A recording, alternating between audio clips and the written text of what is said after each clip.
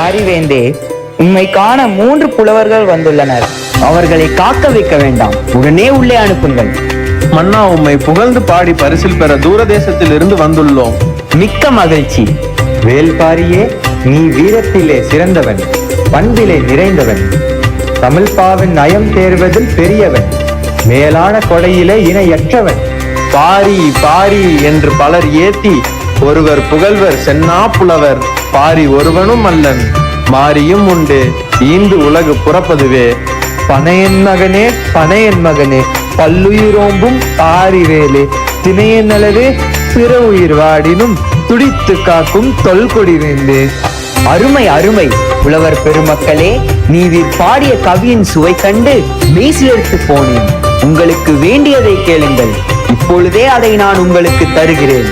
மிக்க மகிழ்ச்சி பாரிவல்லலே, உம்மிடம் 2 யாசகங்களை கேட்க விரும்பி வந்துள்ளோம். கேளுங்கள் கேளுங்கள், தயங்காமல் கேளுங்கள். கேட்பது எதுவோ அதை குறைவின்றி பெற்றுக் கொள்வீர்கள் என நான் வாக்குரைக்கிறேன். மிக்க மகிழ்ச்சி மன்னா. முதலில் நாங்கள் கேட்க விரும்புவது, நீர் ஆட்சி செய்யும் இந்த பரமமலையும் இந்த மலையை சூழ்ந்துள்ள நிலப்பரப்பும், அதை நீர் எங்களுக்கு மறுக்காமல் தர வேண்டும். தாராளமாக. சொன்ன சொல்லை நிறைவேற்றுவதற்காக என் உயிரையும் தர துணிவேன். இந்நாடு எம்மாத்திரம், எடுத்துக்கொள்ளுங்கள். அடுத்ததாக நாங்கள் கேட்கப் போவது, உங்கள் உயிரை எங்களுக்கு தர வேண்டும். நிறுத்துங்கள். இது என்ன அபத்தம்? ஈதல் கேட்கும் வாயினால் எப்படி ஒருவரின் உயிரை கேட்கலாம்? வேந்தர்களையும் வென்ற வேந்தனிடம் முறையிடும் போது நாவடக்கம் வேண்டும் புலவர்களே. அமைச்சரே, சற்று பொறுங்கள். என்னை வேந்தர்களை வென்ற வேந்தன் என்று கூறினீர்களே, என் முன்னே நிற்பது வேந்தர்கள் என உமக்கு தெரியவில்லையா? வந்திருப்பவர்கள் யார் என்றும் வந்தவர் தம் நோக்கத்தையும் யான் அறிவேன். இல்லாதவருக்கும் இயலாதவருக்கும் கொடையளிப்பது என் குணம். போர்க்களத்தில் அர்ஜுனன் விட்ட அம்புகள் மார்பில் பாய்ந்த போது மரணிக்காமல் இருந்தான் கர்ணன். அப்போது அவனது உயிரை கண்ணன் தானமாகவே பெற்றுக்கொண்டான். அதுபோல் என்னோடு போரிட்டு உங்களால் எடுக்க இயலாத இந்த உயிரை நானாக தானம் செய்தால் மட்டுமே அது சாத்தியமாகும். உங்கள் புலமையை மதித்து யான் கொடுத்த வாக்கை மீற மாட்டேன். இதோ என் வாள், என் உயிரை எடுத்துக்கொள்ளுங்கள். சற்று பொறுங்கள் பாண்டியரே, என் கண் முன்னே என் தந்தையின் தலையை கொய்தவன் தான் இந்த வேல்பாரி. இவனது தலையை கொய்யும் போது அவனுடைய பிள்ளைகள் பார்க்க வேண்டும். இழுத்து வாருங்கள் இவனுடைய மகள்களை. தந்தையே, என்ன நடக்கிறது இங்கே? விடுங்கள் எங்களை. கபிலரே, இனி என் மகள்கள் இருவரையும் மகள்களைப் போல் பார்த்து கொள்ளும்.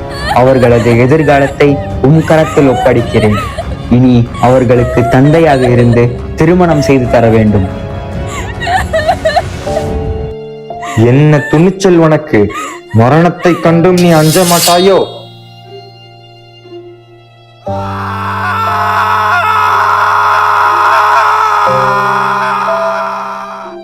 உயிரை விட இத்தனை அவசரமோ உமக்கு? யாரங்கே? பாரியின் இமைகளை வெட்டி எடுங்கள். உன் மரணத்தை நீ காண வேண்டும். அது எப்படி? விலங்குகளையும் பூச்சிகளையும் வைத்து வித்தியாசமாக தாக்குவாயோ? எங்களுக்கும் தெரியும் இந்த யுக்தி. உன்னை அணு அணுவாக தான் கொள்ள வேண்டும்.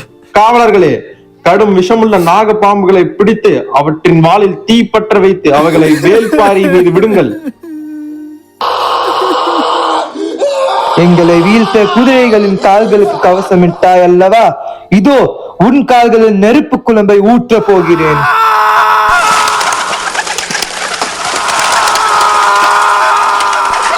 நேர்மையாக போரிட்டிருந்தால் உனக்கு இப்படி நேர்ந்திருக்குமா?